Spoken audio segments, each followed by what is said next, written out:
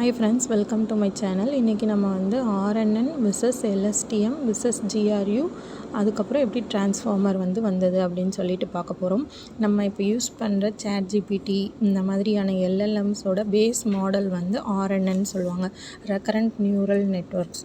அதுக்கப்புறம் அதில் இருக்கிற ட்ராபேக்ஸ் எல்லாம் ஓவர் கம் பண்ணி பில்ட் பண்ண தான் வந்து எல்எஸ்டிஎம், அதாவது ஒரு ஷார்ட் டேர்ம் மெமரியை வந்து அதில் வச்சுட்டு கொண்டு வந்தது. அப்புறம் ஜிஆர்யூ, அதுக்கப்புறம் டிரான்ஸ்ஃபார்மர்ஸ். இப்போது இந்த ஹெட்டிங் வந்து எதுக்கு அப்படின்னு சொல்லி பார்த்தீங்கன்னா, சீக்வென்ஷியல் டேட்டாவாக தான் டிரான்ஸ்ஃபார்மர் கண்டுபிடிக்கிறதுக்கு முன்னாடி வரைக்கும் யூஸ் பண்ணிகிட்டு இருந்தாங்க. சீக்வென்ஸ்னால் என்னென்னா 1 by 1, first one, second one, third one, அந்த மாதிரி சீக்வென்ஸாக போகிறது.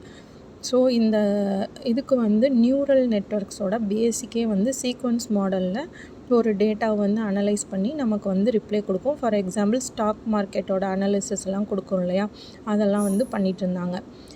ஃபஸ்ட்டு ஏஐயோட முக்கியமான 4 மாடல்கள் வந்து என்னென்னு பார்த்தீங்கன்னா, பேசிக் வந்து ஆர்என்என், அதுக்கப்புறம் எல்எஸ்டிஎம், ஜிஆர்யூ கேட்டட் ரெக்கரண்ட் யூனிட், அதுக்கப்புறம் டிரான்ஸ்ஃபார்மர்லேயே கொஞ்சம் செல்ஃப் அட்டென்ஷன் மெக்கானிசம் எல்லாம் கொண்டு வந்து அதில் மாடிஃபை பண்ணி வந்ததான் இப்போ நம்ம ரீசெண்டாக யூஸ் பண்ணிகிட்ருக்கிற டிரான்ஸ்ஃபார்மர் எல்எல்எம். அது மாதிரியான மாடல். எல்எல்எம்னால் என்னென்னா ChatGPT, அதுதான் வந்து லார்ஜ் லாங்குவேஜ் மாடல். ஓகே, இப்போ ஆர்என்என்னா என்னன்னு சொல்லிட்டு பார்க்கலாம். இது வந்து லூப்பு. முக்கியமாக இது டேட்டா வந்து எதில் ஆக்சஸ் பண்ணும், எப்படி வந்து அது சீக்வன்சியல்லையே லூப்பில் வந்து இது டேட்டா வந்து ப்ராசஸ் பண்ணும். ஓகேவா, இந்த மாதிரி ப்ராசஸ் பண்ணுறதுனால என்ன ஆகும்னா, அந்த மெஷின் ஓல்டு டேட்டா வந்து மறந்துடும். அந்த மாதிரி மறக்கிற பிரச்சனை வந்து டேர்ம் என்னன்னு பார்த்தீங்கன்னா வேனிஷிங் கிரேடியன்ட்.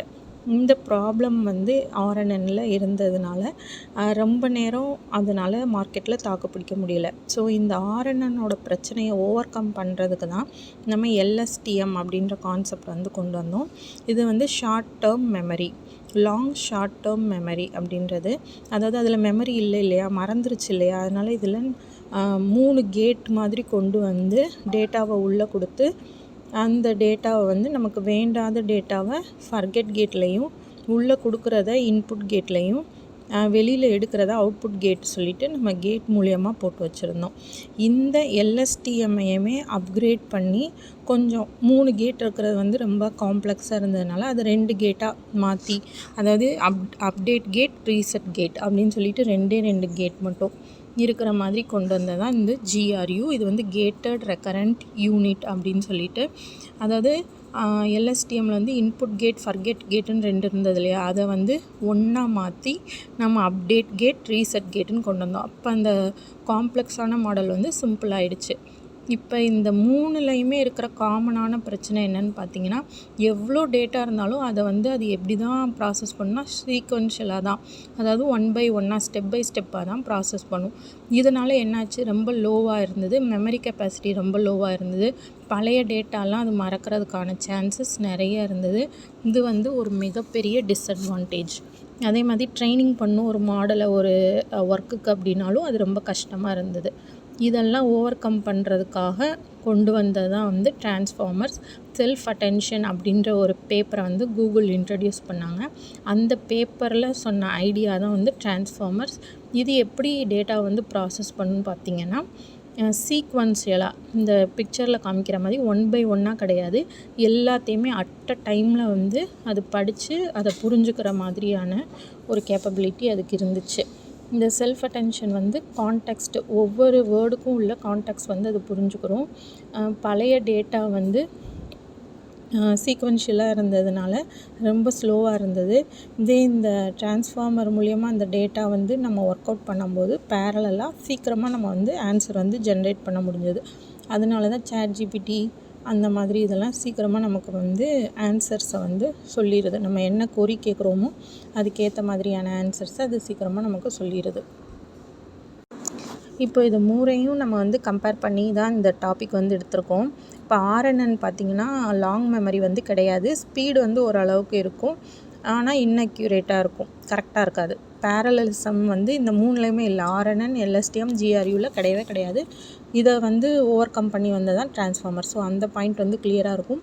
ஸ்பீடு வந்து ஆர்என்என்ல ஃபாஸ்ட்டாக இருக்கும், பட் இன்அக்யூரேட்டாக இருக்கும். எல்எஸ்டிஎம் வந்து கொஞ்சம் ஸ்லோவாக இருக்கும், ஏன்னா மெமரி எல்லாம் யூஸ் பண்ணுறோம்ல அதனால். ஜிஆர்யூவில் வந்து ஸ்பீடு பார்த்திங்கன்னா நல்லா ஃபாஸ்ட்டாகவே இருக்கும்.